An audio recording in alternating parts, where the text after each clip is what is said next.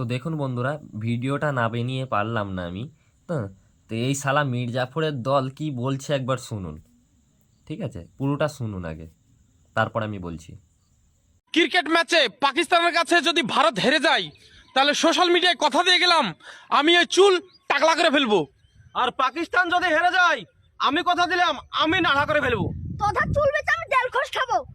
ভিডিওটা শেয়ার করে রাখো যাতে সবার মনে থাকে। সবার মনে থাকবে রে, শালা চুল কাটবি কি বাল কাটবি দেখবো হনে, শালা সবাই শেয়ার করবে হনে। শালা চুল না কাটলে শালার কেটে নেবো একদম, বান্টু নিয়ে খেলা করব। শালা দেখ, শালা খেলা দেখ।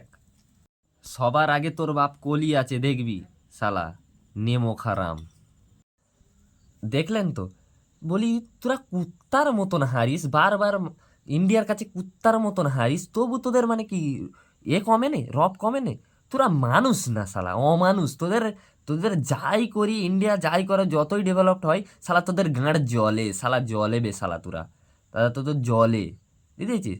তোদের মতন শালা মির্জাফর দেখিনি শালা। তোর হচ্ছে শালা সবচেয়ে বড় মির্জাফর, যার নুন খাস শালা, যেই পাতে খাস সেই পাতেই হাগিস। তো বন্ধুরা, ভিডিওটাকে বেশি বেশি করে শেয়ার করবে।